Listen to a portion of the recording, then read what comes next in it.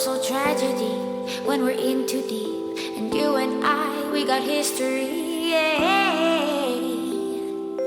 Go look in the mirror. The Pacific Northwest of Mexico. The mountains, the roads, the 9/11. Everything about this morning is just a little uncanny to me. I'm not Chris Harris, okay? Today is not normal, and from where I'm standing, this is not a normal car. I'm stepping onto another planet. Somewhere I've never been before.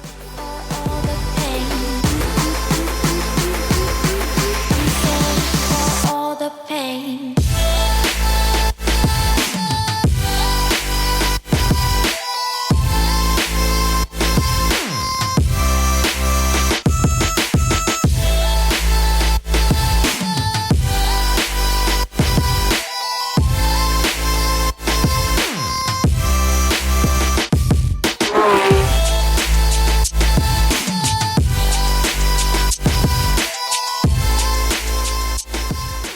You guys have to come to BC. It's unbelievable. I'm so glad, first of all, that I am driving a 991 GT3 RS. This is an absolute dream come true. Second of all, I am very glad that I'm driving it on what some would consider the best driving road in Canada, or at least on the West Coast. So let's go for a drive. See what the GT3 RS, I'm saying the words GT3 RS, but it's not fully registering, you know? I never thought I would be behind the wheel of this car, that's for damn sure.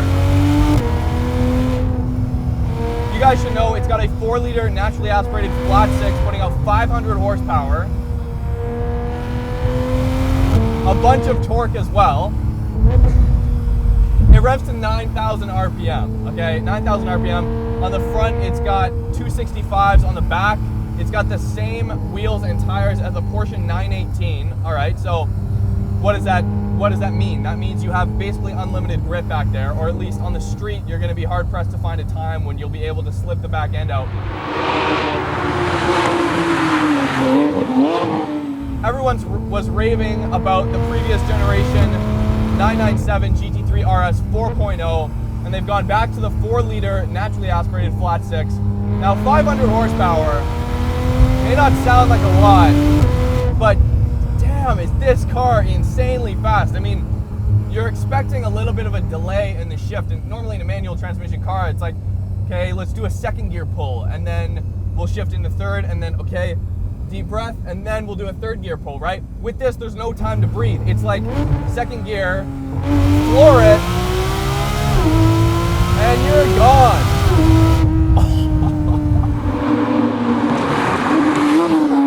The sound of that engine. What? Oh, I can't believe it. And like the torque from 4,000, 5,000 RPM is pretty insane. As individual elements. Combine all of these again as a whole, which is why I have very bad handwriting.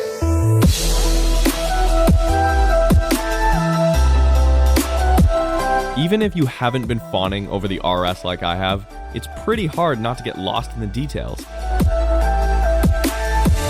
The wheels could not be more aggressively fitted, and even the holes in the bodywork have Track Day written all over them. It's jaw-dropping what Porsche has done with the 911's road presence this generation. Any other questions? Oh, and that wing is obnoxious. But that's the point, isn't it? Something I'm scared of. Well, I suppose. Monsters.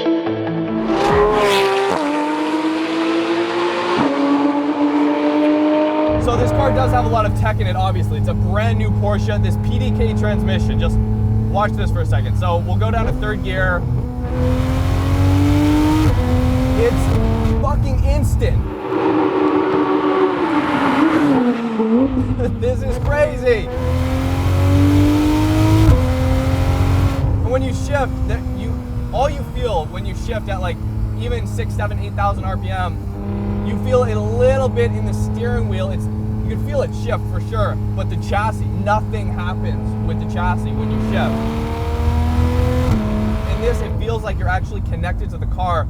as ironic as that sounds, because we are in a paddle shift automatic transmission car, it feels like you're very connected to the car.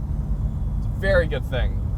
So as we're kind of sitting behind a car right now, the interior of the GT3 RS is a lot to take in, right? So it's not as bare bones as the previous generation 997 GT3 RS, which I had the privilege of getting behind the wheel of for maybe 5 or 10 minutes, but this one is a lot. It's got all the creature comforts. First of all, the materials are fantastic. That's one thing Porsche and a lot of German manufacturers will get right, is the fact that the materials feel like they are of the utmost quality. They're top notch. They feel great to the touch. They're not going to wear out really. From the few Porsches I've driven, the one thing I really do love is the gauge cluster and the way everything's laid out in the interior. It's very simple. There's steering wheels. Here, Porsche does it right. There is not a single button on this steering wheel. So this is a driver's car, surprisingly enough, even though they ditched the manual transmission, all right?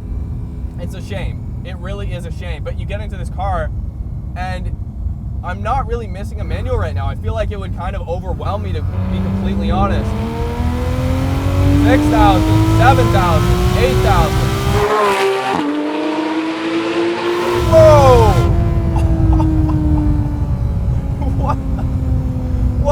What is going on here?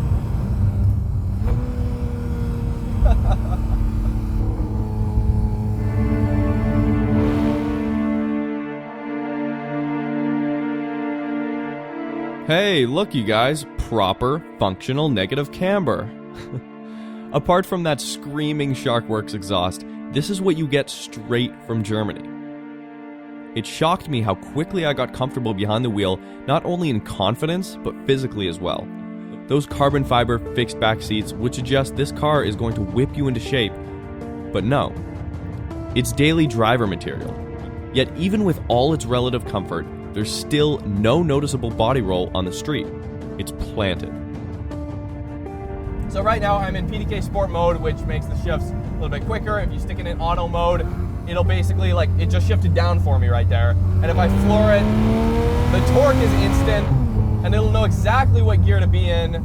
The steering wheel feels awesome. It's got pretty light steering. Obviously on this generation, it's got the electric steering rack, which, I mean, say all you want about hydraulic versus electric power steering, but if there's anybody who's going to get it right, an electric power steering rack, it's going to be Porsche.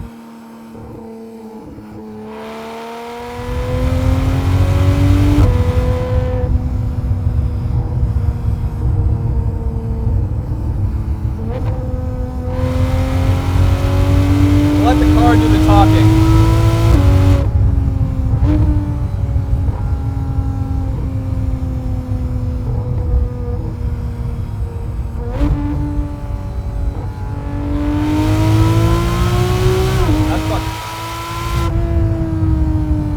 Oh, and those brakes. I'm falling in love very quick, and I never thought I would say this about an automatic transmission car, but I mean, it's happening.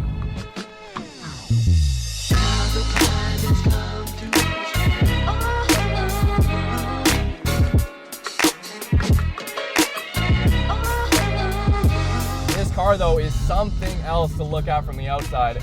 Now, compared to the 964 Turbo I drove, it's a very big car. This car is extremely wide. I mean, there's a rock face on that side, a cliff on this side, and I'm like, ooh, are the hips gonna hit something, right? So it's definitely a lot bigger than an old school like 964. 911s are definitely getting bigger. And there it is. The GT3 RS is just too big, okay? It sacrifices a piece of that ultimate connection with the road for broader appeal and quicker lap times. I really do believe this was my first drive in a supercar. However, with my limited experience, it's possible an Aventador or 650S would wake my senses in a different way completely. The 911 is really its own definition. It's for drivers. It's not to pull up to a club or to, you know, do that kind of stuff, show off, pull the doors up. This is a driver's car, regardless of the fact that it has PDK.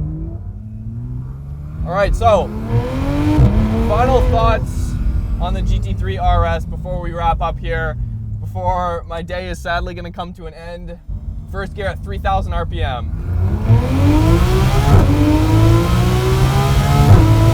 Oh, what? Oh my God.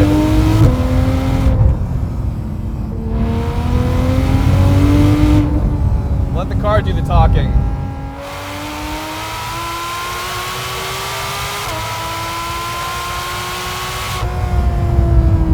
Oh, and the brakes. Oh yeah. Oh yeah. All right.